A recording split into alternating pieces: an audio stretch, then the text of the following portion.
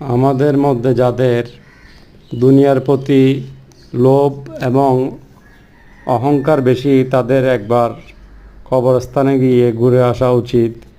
যে লোকগুলো আজকে কবরস্থানে শুয়ে আছে তারা আমাদের মতোই, আমাদের একই পরিবারে, একই গ্রামে, একই রাষ্ট্রে, একই সমাজে ছিল, আজকে তারা কবরে।